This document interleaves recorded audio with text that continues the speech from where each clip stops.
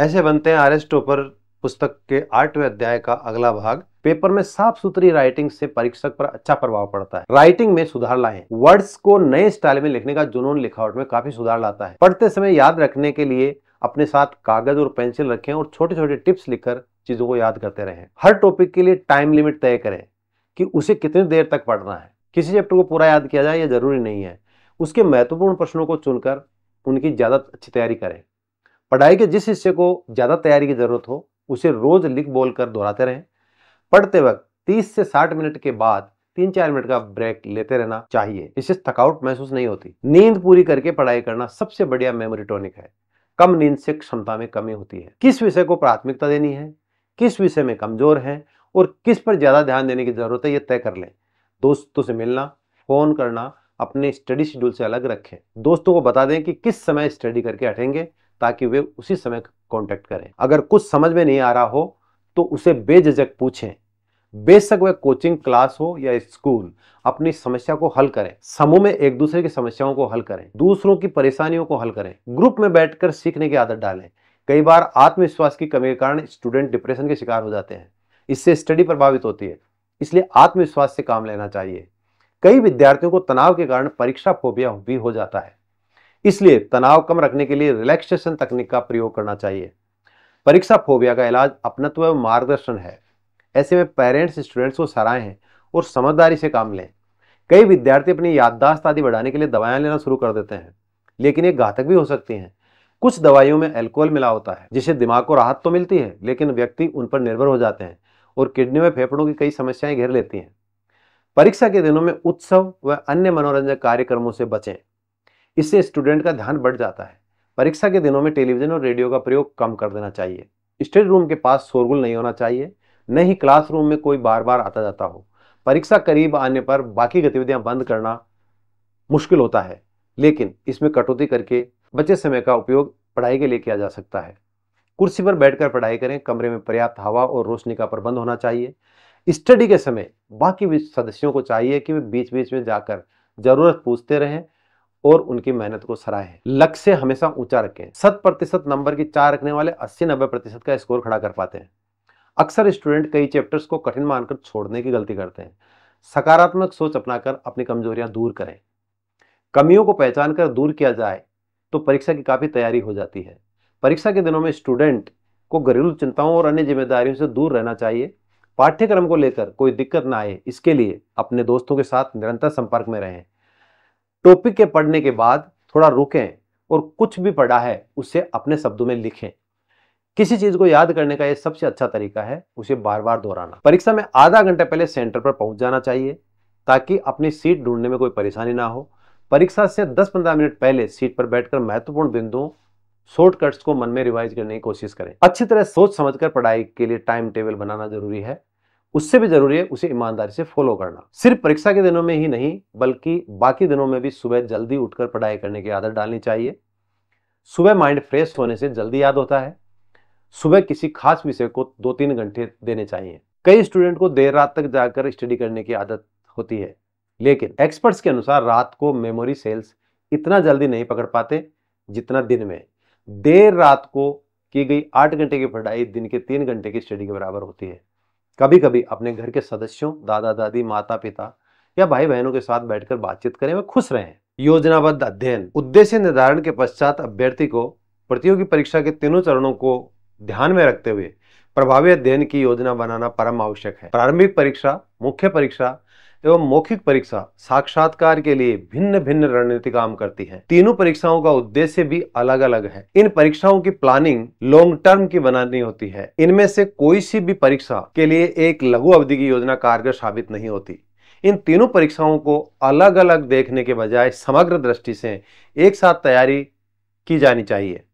जो अभ्यर्थी तीनों परीक्षाओं को ध्यान में रखकर अध्ययन करते हैं उनकी सफलता की संभावना अन्य की तुलना में अधिक होती है। प्रतियोगी को प्रारंभिक परीक्षा, मुख्य परीक्षा, मौखिक परीक्षा व मौखिक परीक्षा की प्रकृति व स्वरूप तथा समय की उपलब्धता को ध्यान में रखते हुए रोड मैप तैयार करना चाहिए तथा उसे सही तरीके से फॉलो करें ताकि लक्ष्य को पा सकें। सिविल सेवा परीक्षा 2018 में प्रथम रैंक प्राप्त करने वाले राजस्थान निवासी कनिष्क कटारिया ने भी अपनी सफलता के लिए चरणबद्ध तरीके से की गई तैयारी को महत्वपूर्ण बताया है। इसी परीक्षा में दूसरी रैंक प्राप्त करने वाले जयपुर निवासी अक्षत जैन का भी कहना है कि सिलेबस के अनुरूप प्रतिदिन की रूपरेखा को तैयार करके उसे पूरा करना सफलता का राजमार्ग है। आईएएस परीक्षा 2017 में पहले ही प्रयास में छठी रैंक पाने वाले कोया श्री हर्ष का कहना है कि प्रॉपर प्लानिंग इन परीक्षाओं में सफलता का एक राज है। हर्ष का कहना है कि योजनाबद्ध तैयारी सिविल सेवा परीक्षा में सफलता की कुंजी है। प्रेरक शक्ति, अपनी प्रेरणा के स्रोत को तलाशें। मोहम्मद यूनुस, नोबेल शांति पुरस्कार विजेता 2006। महान कार्यों के लिए प्रेरणा चाहिए होती है। लेनिन, मनुष्य के मन को बदलने की यदि किसी में शक्ति है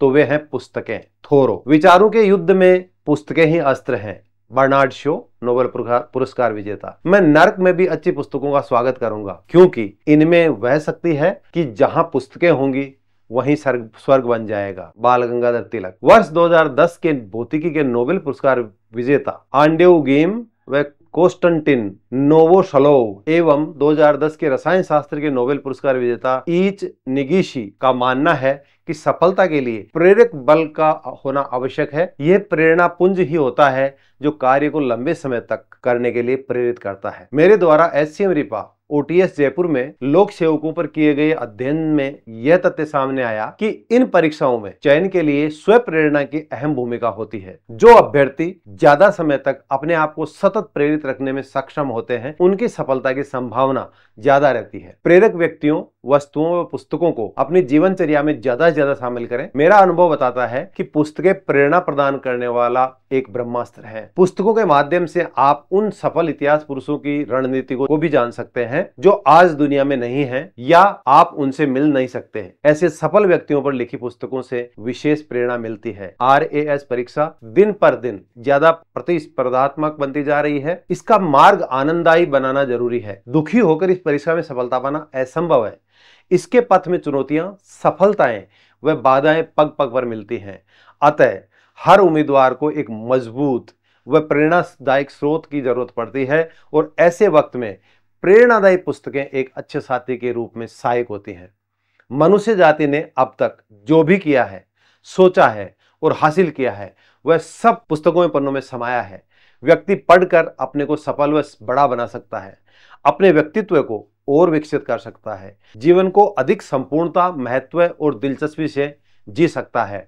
कहा भी गया है, पुस्तकों का जीवन में वही महत्व है जो महत्व सूर्य का पृथ्वी के लिए है। समझदार लोग मुश्किल वक्त में पुस्तकों से ही सांत्वना प्राप्त करते हैं। आप ऐसे लोगों को अपने इर्द गिर्द स्थान देवें जो आपको सकारात्मक ऊर्जा देते हैं, आपको हर वक्त आपके प्रबल पक्ष पर ध्यान देने में सहायक होते हैं। आपको पूर्व में चयनित अधिकारियों की प्रेरक कहानियां पढ़नी चाहिए। विभिन्न पत्र पत्रिकाओं में उनके बारे में प्रकाशित लेखों का अध्ययन करना चाहिए। प्रतियोगी परीक्षा की तैयारी करने वाले उम्मीदवारों के लिए पूर्व में सफल अभ्यर्थियों की कहानियां काफी प्रेरणादायी होती हैं। सफल अभ्यर्थियों के यूट्यूब पर वीडियो देखें, इनके ब्लॉग्स पढ़ें। आईएएस व अन्य पीएससी के सफल अभ्यर्थियों के ब्लॉग्स पढ़ें, उनकी कहानियां पढ़ें, मोटिवेशनल स्पीकर्स को सुनें, अपनी अभिरुचि के खेल खेलें, प्रेरणादायी फिल्में, वेब सीरीज इत्यादि देखें। सफल व्यक्तियों के साथ समय बिताएं, अपने प्रशंसकों के बीच में यथासंभव समय व्यतीत करें। प्रतियोगी परीक्षा की तैयारी के दौरान जितना ज्यादा आप अपने आप को प्रसन्नचित्त व प्रफुल्लित रखने में सफल होंगे, इस परीक्षा में आपकी सफलता की संभावना उतनी ही बढ़ जाएगी। पारिवारिक संबल व चिंतन कुंड, थिंक टैंक विकसित करें। इस परीक्षा में सफलता की आशा रखने वाले उम्मीदवारों के लिए यह बहुत जरूरी है कि वे 3-4 समान विचारधारा व आचरण वाले तैयारी कर रहे अभ्यर्थियों का एक चिंतन कुंड बनावें तथा रोजाना इस थिंक टैंक में पढ़े गए इस विषयों पर आपस में चर्चा करें। एक दूसरे के विचारों को आपस में साझा करें। इससे आपकी समझ बढ़ेगी, सोच व ज्ञान का दायरा बढ़ेगा, आत्मविश्वास में वृद्धि होगी, हर वक्त मोटिवेटेड रहेंगे, स्मरण शक्ति में निखार आएगा तथा मौखिक अभिव्यक्ति उन्नत बनेगी। परीक्षा की तैयारी के दौरान आपके मन को सही दिशा में लगाए रखना बहुत आवश्यक होता है। इसके लिए सहपाठियों का समूह अवश्य विकसित करना चाहिए जो हर पल आपके मानसिक सहारे के लिए तत्पर रहे। यह समूह चिंतन कुंड का काम करे जिससे पाठ्यक्रम के प्रत्येक विषय के हर पहलू पर समग्र दृष्टि से पूर्ण जानकारी सही जुटाई जा सके तथा कोई तथ्य या जानकारी भूल जाने पर पुस्तक में ढूंढने के बजाय एक रेडी रेफरेंस के रूप में काम आवे, ताकि समय की बचत की जा सके। इस बात का जरूर ध्यान रखें कि इस थिंक टैंक में विश्वसनीय साथियों को ही शामिल करें। इस समूह में जटिल विषयों पर ग्रुप चर्चा करें। निबंध व बड़े प्रश्नों संबंधी विषयों पर निश्चित रूप से आपस में चर्चा करें ताकि संदर्भित विषय को हर एक दृष्टिकोण से समझा जा सके। वैज्ञानिक अनुसंधान के परिणामों के आधार पर एडगर डेल ने पाया है कि पढ़ने के 15 दिन बाद केवल 10% कंटेंट ही याद रहता है, जबकि ग्रुप डिस्कशन के 15 दिन बाद जो हम कहते हैं उसका 50 से 70% तक याद रहता है। इसलिए भी अध्ययन का यह तरीका काफी कारगर है। अतः आपको इसका लाभ अवश्य उठाना चाहिए। इस तरह का सत्संग, अच्छे लोगों का संग ही सफलता की राहें खोलता है। मति कीरति गति भूति बलाई, जब जेहि जतन जहां जेहि पाई, सो जानत सत्संग प्रभाऊ, लोकहु वेद न आन उपाऊ, बिनु सत्संग विवेक न होई, राम कृपा बिनु सुलभ न होई, सत्संगत मुद मंगल मूला, सोई फल सिद्धि सब साधन फूला। तुलसीदास जी रामचरितमानस के बालकांड की उप चौपाइयों में कहते हैं कि जिन्होंने बुद्धि, कीर्ति, सदगति, ऐश्वर्य और कल्याण आदि जब कभी जिस किसी उपाय से जहां कहीं पाया है, वह सब सत्संग का ही प्रभाव जानो। इनके मिलने का लोक में और वेद में दूसरा कोई उपाय नहीं है। बिना सत्संग के विवेक नहीं होता और श्री राम की कृपा बिना वह सत्संग सहज में नहीं मिलता। सत्संगति आनंद और कल्याण की जड़ है। सत्संग की सिद्धि यानी प्राप्ति ही फल है और सब साधन तो फूल हैं। यह थिंक टैंक आपके लिए सत्संग का उचित मंच होगा। आपको ईश्वर की कृपा प्राप्त करने के लिए अपने निष्काम कर्म पर अग्रसर रहना होगा। यदि आप इस परीक्षा की तैयारी पूर्ण ईमानदारी व लगन के साथ बिना किसी आशा के करते हैं तो ईश्वर कृपा अवश्य प्राप्त होती है। यदि आपका कर्म शुभ व यथेष्ट होगा तो ईश्वर अवश्य ही शुभ फल देगा। ईश्वर से मांगने व आशा करने की जरूरत नहीं है। अपने हर एक शुभ कार्य को भगवान को समर्पित कर आगे बढ़े तो सफलता निसंदेह आपके कदम चूमेगी। तुलसीदास जी ने सही ही लिखा है कि इस दुनिया में वेदों में बुद्धि, विवेक व ज्ञान अर्जित करने का सत्संग के अतिरिक्त अन्य कोई मार्ग नहीं है। अच्छे लोगों की संगत यानी सत्संग प्रतियोगी परीक्षाओं में सफलता का एक अचूक माध्यम है। ये मैं नहीं कह रहा, यह बात हमारे सनातन ग्रंथ कहते हैं, विशेषज्ञ कहते हैं और इन परीक्षाओं में पूर्व में सफल अभ्यर्थी कहते हैं। अतः चिंतन कुंड को अपने अपने तरीके से हमें पोषित कर समृद्ध बनाना चाहिए। यही सफलता, कीर्ति व भलाई का पथ है। इन परीक्षाओं में पूर्व में सफल अभ्यर्थियों ने इस तरह के साथियों के समूह बनाने व इसे विचारों के आदान प्रदान करने का मंच बनाकर अध्ययन करने को बहुत ही कारगर माध्यम बताया है। अभ्यास, एवरीथिंग इज प्रैक्टिस। महान फुटबॉल खिलाड़ी पेले। An ounce of practice is worth more than tons of preaching. Mahatma Gandhi. If you do not practice, you do not deserve to win. महान विंबलडन खिलाड़ी Andre Agassi. I have always considered myself to be just average talent, and what I have is a ridiculous, insane obsessiveness for practice and preparation. प्रसिद्ध Hollywood अभिनेता will Smith. अभ्यास के बिना लक्ष्य की प्राप्ति हो यह संभव नहीं। 17वीं शताब्दी के प्रसिद्ध मराठी संत तुकाराम। अभ्यास की शक्ति तो देखो, निरंतर अभ्यास से किसी विषय का अज्ञानी भी उसका ज्ञाता बन जाता है। पत्थर भी धीरे धीरे घिसकर चूरा बन जाता है। बाज भी अपने सूक्ष्म लक्ष्य को भेद सकता है। योग वशिष्ठ। हमें सर्वश्रेष्ठ बनने के लिए अभ्यास की जरूरत है। अभ्यास चीजों को आसान बना देता है। स्वामी विवेकानंद। संसार में ऐसी कोई वस्तु नहीं है जो अभ्यास करने पर भी प्राप्त ना हो। बुद्ध। ऐसी प्रैक्टिस करें जैसे कि कभी जीते ही नहीं और ऐसे खेलें जैसे आप कभी हारे ही नहीं। महान अमेरिकन बास्केटबॉल खिलाड़ी माइकल जॉर्डन। अभ्यास परफेक्ट बनाता है। लंबे समय तक अभ्यास करने के बाद हमारा काम स्वाभाविक, कुशल, तेज और स्थिर हो जाएगा। Bruce Lee. प्रसिद्ध अमेरिकी मार्शल कलाकार। अभ्यास आपको परफेक्ट बनाता है। Benjamin Franklin. डेनियल कोयल अपनी पुस्तक द टैलेंट कोड में लिखते हैं कि महानता जन्म से नहीं होती, इसे विकसित किया जाता है, अभ्यास से अर्जित की जाती है। इसी तरह जेफ कोल्विन ने best selling book talent is overrated में उजागर किया है कि सफल लोगों की सफलता का राज उनके अभ्यास की प्रवृत्ति में छिपा होता है। यदि आप सोचते हैं कि सफल लोग जन्म से ही प्रतिभावान होते हैं तो सही नहीं है। उन्नति और सफलता का मूल मंत्र अभ्यास है। सफलता के लिए किया गया परिश्रम अभ्यास से ही फलित होता है। एक बार किया हुआ श्रम मनवांछित फल नहीं देता, बार बार के अभ्यास से ही फल सिद्धि होती है। किसी भी रचना में परिपक्वता अभ्यास से ही आती है। अभ्यास के बल पर एकलव्य, प्रखर धनुर्धर, कालिदास, वाल्मीकि और तुलसीदास महाकवि, बोपदेव संस्कृत प्राकृत के समर्थ व्याकरण, अमिताभ बच्चन सदी का महान एक्टर, कपिल देव महान क्रिकेटर और सचिन तेंदुलकर क्रिकेट के भगवान बने हैं। यह तो स्पष्ट है कि अभ्यास सफलता की कुंजी है, परंतु अभ्यास के कुछ नियम हैं। अभ्यास निरंतर, नियम पूर्वक और समय सीमा में होना चाहिए। यदि कोई प्रतियोगी एक दिन में 15 घंटे अध्ययन करता है और अगले 10 दिन कोई अध्ययन नहीं करता तो इससे कोई लाभ नहीं होगा। अभ्यास निरंतरता के साथ साथ धैर्य भी चाहता है। बड़े बड़े साधक निरंतर साधना करके ही उच्चतम शिखर पर पहुंचे हैं। देव, दानव, ऋषि मुनि तप के द्वारा बड़े बड़े वरदान प्रदान करने में सफल हुए। आरएएस में सफल अभ्यर्थी हो या अन्य कोई प्रतियोगी परीक्षा में, सबका एक ही मत है कि मनोवांछित फल प्राप्ति के लिए निरंतर पूर्ण मनोयोग से अभ्यास जरूरी है। आरएएस परीक्षा के अभ्यर्थी के लिए प्रारंभिक परीक्षा, मुख्य परीक्षा व मौखिक परीक्षा के अध्ययन के लिए अनवरत अभ्यास आवश्यक है। समय सीमा में प्रारंभिक परीक्षा का प्रश्न पत्र हल करने का पर्याप्त अभ्यास अनिवार्य है। मुख्य परीक्षा के प्रश्न पत्रों को निर्धारित समय सीमा व निर्धारित शब्द सीमा में हल करने का उपयुक्त व अपेक्षित अभ्यास अनिवार्य है। इसी तरह मौखिक परीक्षा का भी अभ्यास प्रभावी अभिव्यक्ति के लिए अनिवार्य है। चाहे कोई भी परीक्षा हो, नियमित तौर पर पढ़ी हुई सामग्री का रिवीजन मौखिक व लिखकर करना बहुत लाभदायक रहता है। सफलता के लिए अभ्यास के महत्व को महान कवि वृंद का यह दुआ स्पष्ट करता है। करत करत अभ्यास से जड़मति होत सुजान, रसरी आवत जात ते सिल पर परत निशान। महाकवि वृंद का यही संदेश है कि यदि हमें कामयाबी पानी है तो निरंतर प्रयत्न व अभ्यास अनिवार्य है। खरगोश व कछुए की कहानी आप सब जानते हैं। खरगोश तेज दौड़ने वाला जीव है, जिसके विरुद्ध अत्यंत धीमी गति से चलने वाला कछुआ जीत जाता है। इस कहानी का संदेश यही है कि खरगोश ने यह सोचकर कि कछुआ काफी पीछे रह गया है, थोड़ा विश्राम कर लेते हैं, चलना बंद कर दिया था, जबकि कछुआ लगातार चलता रहा। निरंतरता में विस्मयकारी ताकत होती है, जिस तरह की ताकत चक्रवर्ती ब्याज में होती है।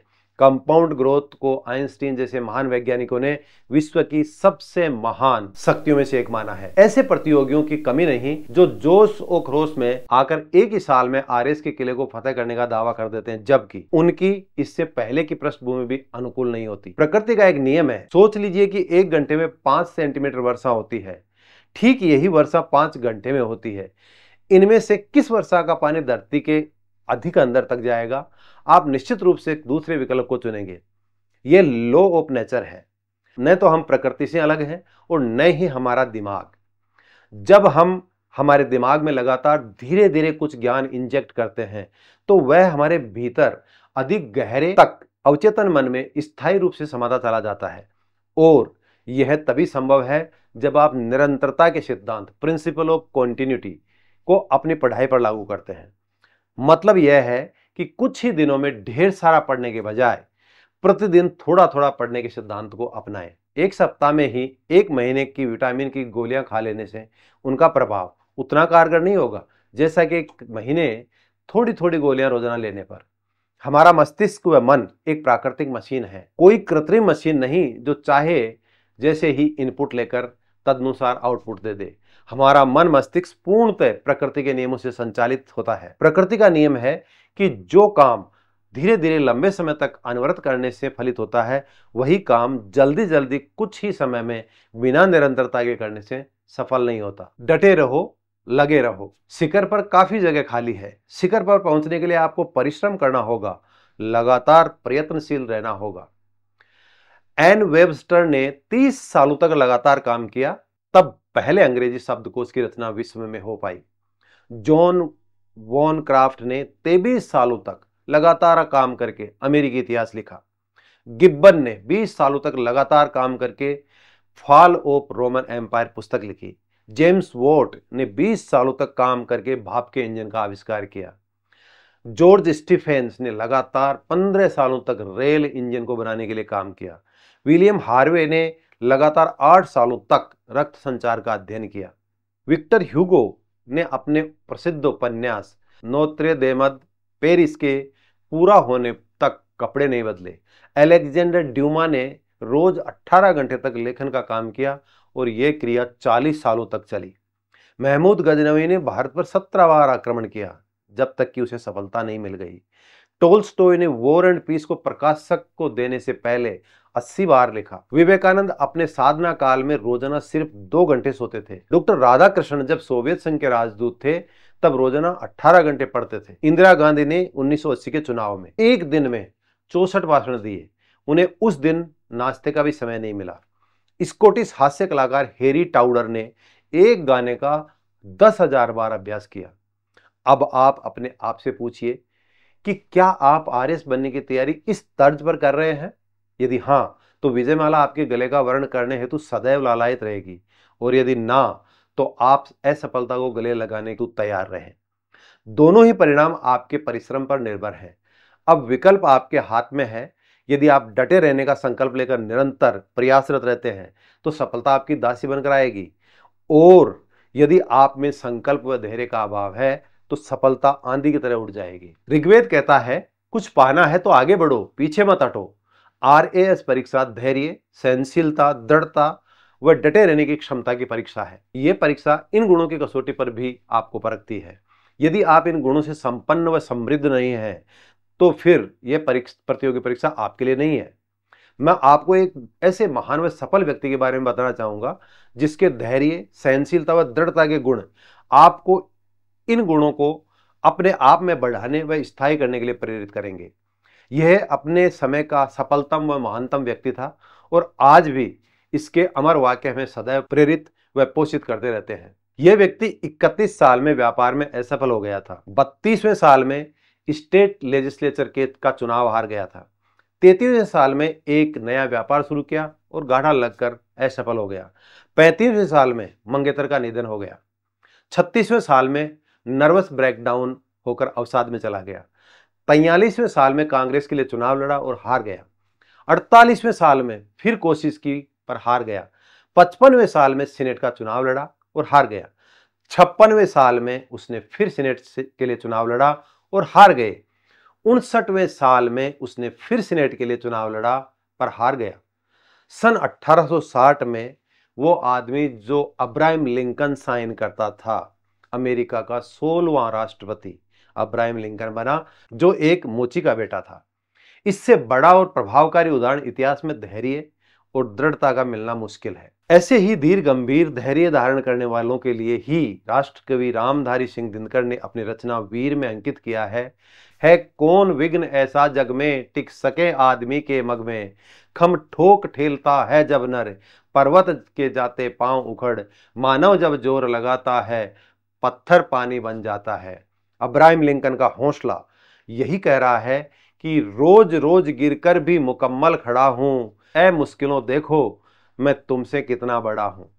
परीक्षार्थी को अपने लक्ष्य पर नजर गड़ाए लंबे समय तक डटे रहना होता है, क्योंकि सामान्यतः एक आरएस परीक्षा करीब 3 वर्ष में पूरी होती है। जो परीक्षार्थी एक प्रयास में सफल नहीं हो पाते उनके लिए यह प्रतियोगी परीक्षा 5 वर्षीय योजना या 10 वर्षीय योजना में तब्दील हो जाती है।